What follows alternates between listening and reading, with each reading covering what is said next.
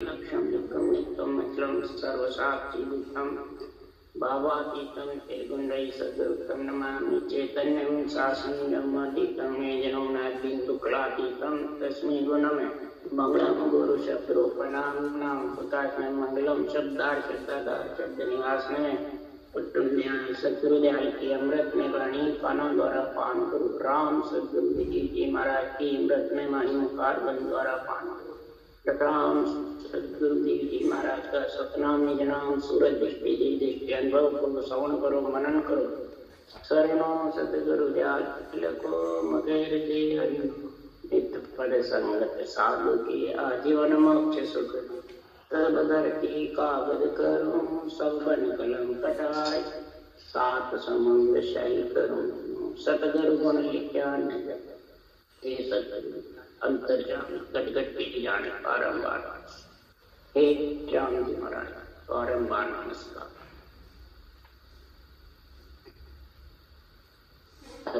हर जस पद राग जो गारंभी चल रहे हैं। सदगुरुदेव फरमाते हैं कि आत्मा पंच तत्व धारण करके आत्मा को अगर संत बनाना चाहती है तो इस पंच तत्व शरीर में सबसे श्रेष्ठ वचन है। इस वचनों को तो समझ के, सोच के और विचार करके तोल मोल करके वचनों से बोल। ये वचन ही तेरे को परमात्मा में मिलाने वाला है आत्मा, और वचन ही नरक में ले जाएगा। पूरे शरीर में सबसे महाराज फरमाते हैं ये वचन ही सबसे उच्च। वचन से ही सारी सृष्टि का कार्य चलता है। महाराज ने वचन की बहुत महिमा ली, पूरा वचन का अंग बना दिया। तो इस वचन, ये जो ग्रंथ भी बने हैं तो ये भी वचन है। शब्द के दो वचन थे, भगवत वचन है परब्रह्म परमात्मा के और संतों के, ऋषियों के, अवतारों के द्वारा बुलवाए जाते हैं। सब भगवत वचन, चारों वेद, 18 पुराण, 6 शास्त्र, 9 व्याकरण, वो भी भगवत वचन है। संतों की वाणी जो है वो भी भगवत वचन। ये जिसके जैसा जैसा होता है वैसे वैसे वचन परमात्मा उसके मुखारबंद से बुलवाता है। संतों से, ऋषियों से, मुनियों से, अवतारों से, देवों से जो भी ग्रंथ बनाते हैं उनसे ये सृजनहार तेरा सिमरण करते हैं। जब पीछे वो वचन ऐसे होते हैं तब वो सृजनहार बुलवाते हैं। सुखराम जी महाराज कह रहे हैं मीठे बाणे निर्मणे चले हंस के चाल, पहलो परचो ज्ञान है दूजो अणबेजान, तीजो सुर सुखराम के हंस चहके आन। अब मीठी वाणी निर्मली बांचने वाले की है, ये भगवत वचन है। निर्मली बिल्कुल साफ सुथरी माया ब्रह्म का छटनी। इस संतों की वाणी घी के समान है, इसमें कोई छाछ का नहीं माया है, मीठी है, अमृत के समान। इसलिए सदगुरुदेव फरमाते हैं ये निर्मली है। हे आत्मा, तेरे को अगर निर्मल बनना है तो हंस की चाल चल। हंस मोती चुगे नहीं तो लांघे। ये जितने भी वचन है ये हीरे मोती के समान है। जितने भी भगवत वचन है तेरे मुखारबंद से तू इनको वाचे, पढ़े या सुने तो इन हीरे मोती जैसे वचनों का तो तेरे रूप का सिरदर्द नहीं करता। करेगा बोलेगा तो रूप याद आ रही और सिरदर्द नहीं करता। निर्मली वाणी को निर्मली रखना। अगर तू हंस की चाल की जगह बुगले की चाल चलने लग गया तो महाराज फरमाते फिर तू परमात्मा में भले वाणी बाजता हो तो भी नहीं मिल सकता। हंस इसके महापुरुषों के अनवे ज्ञान के चेट हंस चेटते आ मतलब ये अणुभे ज्ञान की बुद्धि पे समझ नहीं आई। कई जने बातते हैं कि समझते नहीं, कई सुनते भी हैं तो कहते हम समझते नहीं क्या बोल रहे हैं। वो चैटे नहीं कर, जो निर्मणी नहीं है, निर्मणी वाणी है ये। और सबको मड़ के साथ चाहिए, यानी कई बेरंग पट्टी चाहिए, सुख चाहिए, कई प्रकार के चमत्कार चाहिए, तो वह निर्मणी बना रही बेड़ने हो गई। और फिर महाराज फरमाते हैं जब हंस चेटते हैं जबरदस्त अनभे वाणी का, उसको बुद्धि पे विवेक आ जाता है। अनभे ज्ञान, ज्ञान का मतलब बुद्धि पे विवेक आ जाता है, समझ आ जाती है, तो उसको फिर कितनी प्यारी लगती है अनभे वाणी, इतनी प्यारी लगती है। सुखराम जी महाराज कह रहे हैं उस आत्मा की ज्वाला मिट जाती है, जैसे सर्प की ज्वाला मिटती है चंदन पे लपटने से। इसी प्रकार सुखराम जी कह रहे ज्ञान वास जन चनन है भयंग जीव का, जेठ्यासु सुखराम के अंग ताप सब जा। ये ज्ञान वास चंदन है, सुगंध है ये। इसके चेटे का जब जाके तेरे जीव के ब्रह्म बनेगा, परमात्मा मिलेगी, संत बनेगी, भयंकर की जैसे ज्वाला लग रही है, जन्मना मरना यही ज्वाला, यही अग्नि में जल रहा है। अब जब अंग ताप जब जाएंगे महाराज परमात्मा की उस चंदन के सुगंध होगी। 700 साल जो सतगुरु विधि है सुगंध है, ज्ञान चंदन है, और जीव श्वास प्रश्वास सतगुरु विधि से राम नाम को जबरदस्त रटेगा, तब सतगुरु देव परमा के अंग ताप जाएंगे, जन्मना मरना तेरा मिटेगा। नहीं तो कैसे मिटेगा भाई? वास बिना चेते नहीं बबर कोप को अपारक सुतराम के कर लो संतान। महापुरुषों के केवल ज्ञान की ये समझ करो कि इसमें सांसों सांस विधि है कि नहीं है, घट पर बच्चे का गुण है कि नहीं है, छह पूर्व से पश्चिम के कौड़ों को छेदन करके नियंत्रण में आत्मा मिलने की समझ है कि नहीं है, ये संता की परीक्षा करो। ग्रंथ में समझो, इसमें ग्रंथ में कहाँ तक का निर्णय लिखा हुआ। ग्रंथ तो वो तो नहीं बनाया, और ठेठ तक का निर्णय होगा जब तेरे अंग ताप मिटेंगे, नहीं तो कैसे मिटेंगे।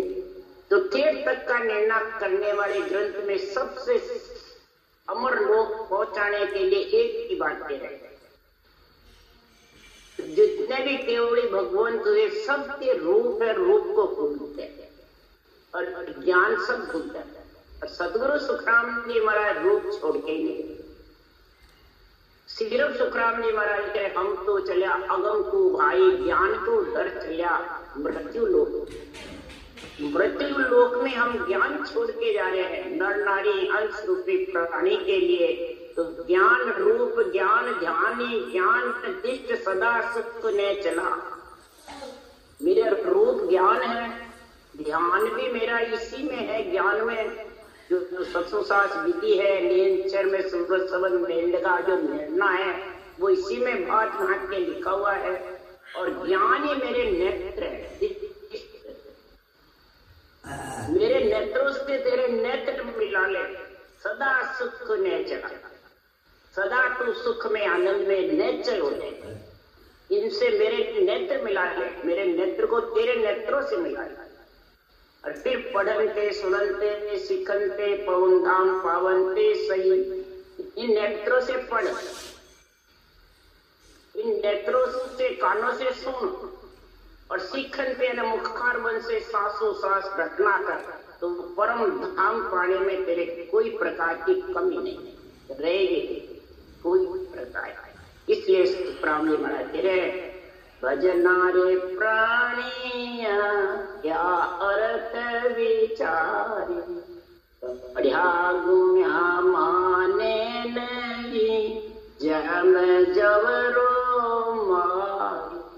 भजनारे प्राणिया क्या अर्थ विचार, बढ़िया गुण्या माने नहीं जम जवर से मुखारबंद से भोजन तो करता है, भूख लगती है, पर भजन करने में आत्मा को भूख लगेगी संत बनने की, योगी बनने की, वैरागी बनने की, जब ये मुखारबंद से रचना करे। हे प्राणियां, हे नर नारी, तेरे को जब शरीर मिल गया है तो इन अर्थों में क्या बैठा है? बेरंग पर्चों में ग्रंथ बांसता रहता है, बात बात कर उदाहरण किससे देके अर्थ भी करता रहता है, परंतु रटना करने की तेरे पास विधि नहीं, रटना करने का सुर शब्द के मेल की समझ नहीं। तो कितना ही तू पढ़ ले, कितनी गुणावनी कर ले, याद कर करके बोले कितने लाखों तू शब्द बोलता रहे, सारे ग्रंथ माच ले, बोले जम और जमरा तेरे से छूटेगा नहीं, काल और जम उसके तेरा पिंडा छूटने वाला नहीं है, पढ़ने से गुणने से। आज कहते हैं पढ़े लिखे हैं वो समझते हैं ग्रंथ को, अनपढ़ क्या समझते? दो अक्षर में क्या अनपढ़ और क्या पढ़ा लिखा? पढ़े लिखे दो अक्षर जो रकार मकार है, ढाई अक्षर की भक्ति नहीं, अनपढ़ के पास ढाई अक्षर की भक्ति है, वो जम जवरे से अलग हो जाएगा। और वो ढाई अक्षर के बिना भले कितना ही पढ़ा लिखा हो, वो जम जवरे के आप। इसलिए सुखराम जी महाराज कह रहे हैं, यहाँ कर्मों का वर्णन कर रहे हैं कि कर्म कितने हावी हैं। पढ़ने सुनने से कर्म कटने वाले नहीं, कर्म कटने के लिए सुखराम जी महाराज कह रहे हैं, तीन ताचे का कर्म है जीवन के लार, 14 तीनों लोक में कर्मा बस सा। तीन ताज अधिदेव अधिभूत अध्यात्मिक, ये तीन तो ताज है, यानी ताप तेरे को सताते रहते हैं। और तीन ही कर्म है, संचित प्रालब्ध किए। तो कोई कहता हम तो बांधते ही नहीं है, तो हमारे क्यों लगेंगे? हम तो सबकी दया करते हैं, सबका अच्छा करते हैं, सबका भला करते हैं, खूब दान पुण्य करते हैं, खूब सेवा पूजा करते हैं, हमारे क्यों लगेंगे? पर बच्चों का ध्यान नहीं, बच्चन को क्या काम में ले रहे हैं? जो बुखार से बचन है उनको अपन किसमें काम में ले रहे हैं ये समझ नहीं। मन को किसमें काम में ले रहे हैं, शरीर को 24 घंटे में किसमें काम में ले रहे हैं?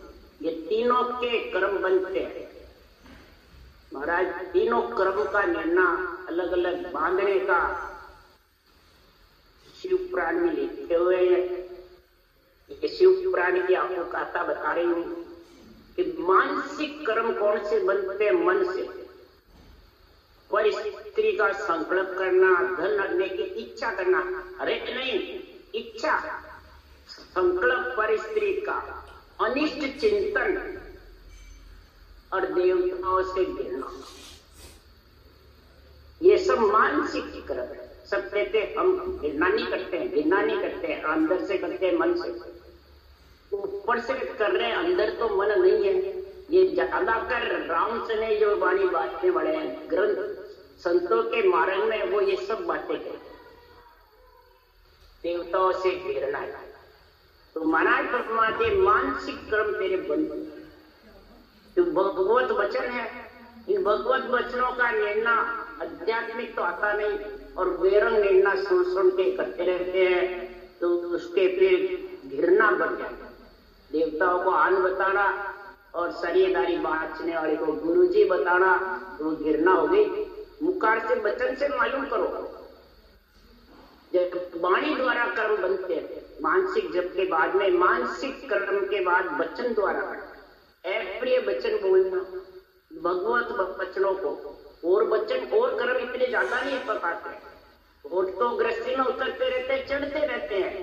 इन ग्रंथों के जो भगवत वचन है, इनके कर्म अप्रिय वचन, तेरे वचन से तो इनको संचित बोलता है, गलत सलत निर्णय करता है, सिकल विकल बोलता है, उथल पुथल करता है, तो उसको कहते हैं अप्रिय वचन।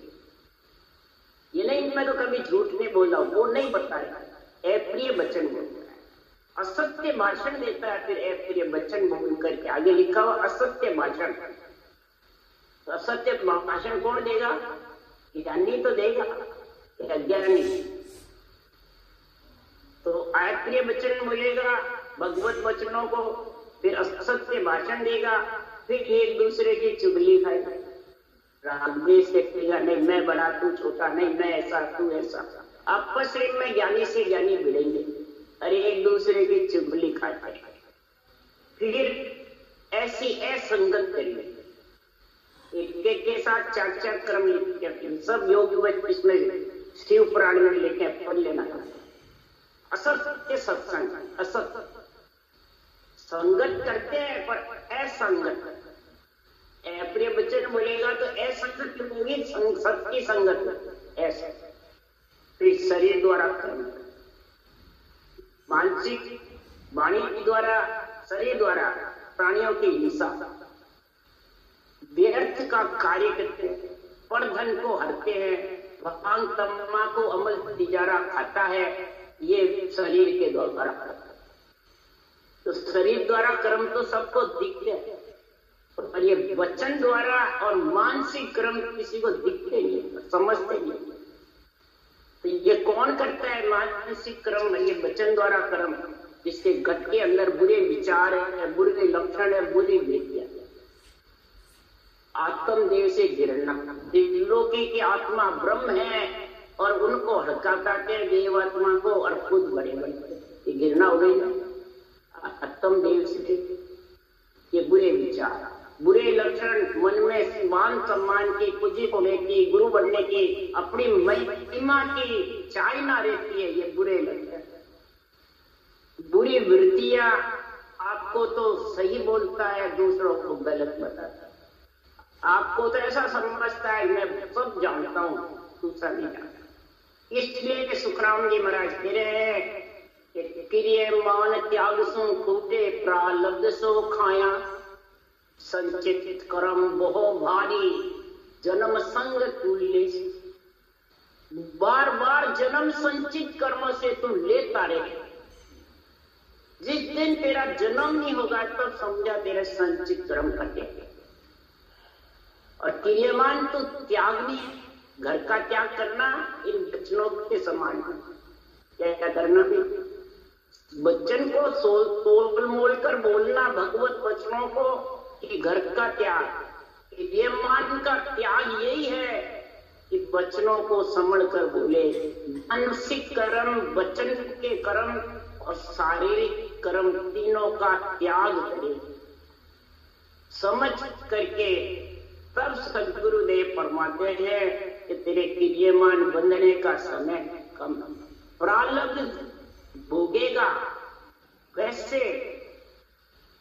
जो बदले हैं, जो भगवान ने जिस ग्रस्त में भेजा है, उस ग्रस्त में रह करके दुख और सुख भोगता हुआ कर्ज ऋण उतार करे, वो प्रारब्ध भोगना। और संचित बेकरनी के देश में दिगन मंडल में शेष समाधि का अगम आवाजों का गुण होगा और देही मंडल रटना करता रहेगा, तब संचित का धीरे धीरे निवेड़ा, पूर्ण निवेड़ा आ जाएगा, तब तेरा परमात्मा में मिल। तीनों कर्मों का महाराज हिसाब बता रहे हैं। इसी प्रकार सुखराम जी महाराज कह रहे हैं कि प्रालब्ध क्रिये सही संचित भो भारी, या तीना ने काटसी तब मिले मुराद। काटने की महाराज ये बताए हैं और इधर उदाहरण भी दे रहे हैं काटने के लिए। तो सबसे पहले महाराज फरमाते हैं काटने के लिए तू समझ, ये तराजू तोल मोल कर बायर लावे। वचन बोले तो ये तराजू तोल करके और फिर उसको बोले। जन सुखिया मन सोच के वचन कहे मुख लाई। अंदर बुद्धि से सोच विचार करके फिर वचन कार्बन से बोल करके बाहर। उसके उदाहरण दे रहे सुखराम जी महाराज कि मन करके बस देव नारी से दूध आण कूटे के बंधे। जितने भी देव है सब मंत्र के बस दिया। और नारी नारी मनन शेरनी मंत्र के बस में खूंटे के आगे बन जाती है और फिर दूध निकाल लेता है, सोने के पात्र में दूध निकल जाता है। मंत्र के बस भूत पवन पानी धरतरी, भूत भी मंत्र के बस में हो सकते हैं और पवन पानी धरतरी ये भी मंत्र के बस में, सब मंत्र के बस में। तो हर मंत्र सुख राम के, क्यों राम मिले नहीं तो फिर हर मंत्र क्यों रटेगा राम जी का। ये मंत्र है, सब मंत्रों का बाप है।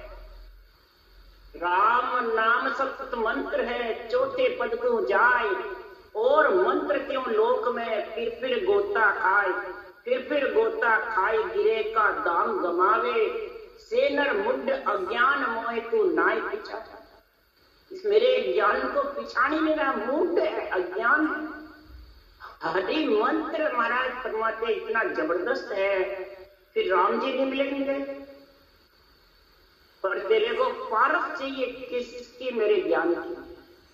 इसके लिए सुखराम जी कहे यू हरिजन की पारखा पद एक के माय। एक ही शब्द में हरिजन की पारखा हो जाती है, जो मुखारबन से बोलता है। बहुत ज्यादा बोले जाते एक ही शब्द में।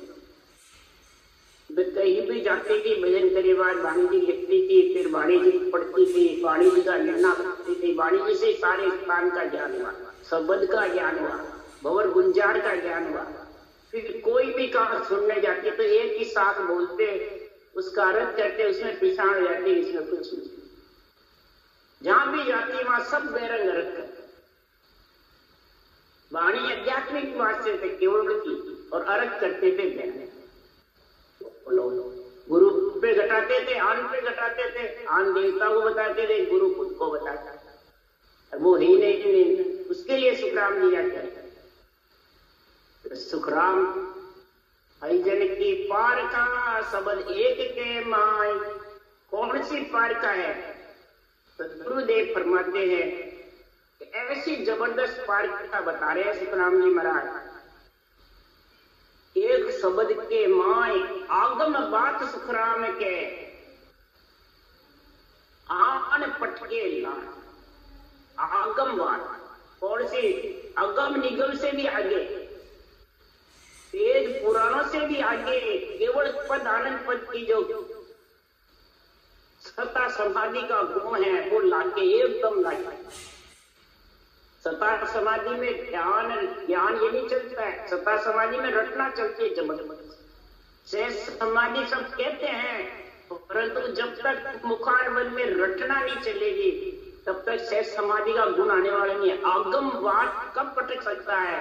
जिसके शेष समाधि का, जो रटना में लीन है, जिसके समाधि की जड़ समाधि लगी महावीर स्वामी के, नेमनाथ जी के 9 जन्म तक जड़ समाधि लगी, त्रिगुटी से ब्रह्मांड तक भंवर गोपाल, और 9 जन्म लिए।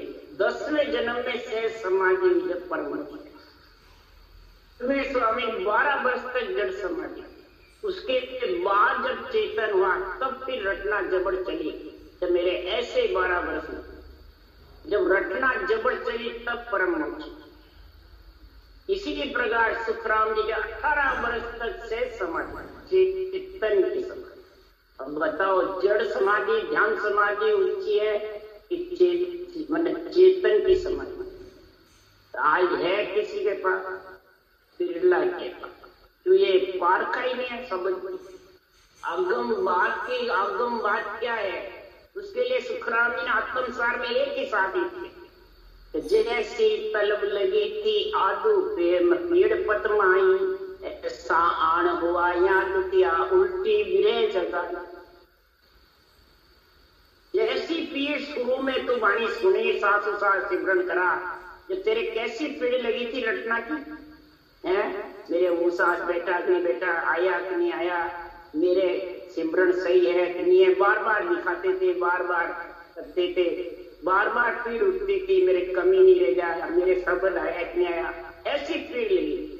तो जैसी पीड़ लगी थी आदू शुरू में, ऐसी पीड़ लगी थी आदू प्रेम पीड़ पतमाई, ऐसा आन हुआ या दुखिया।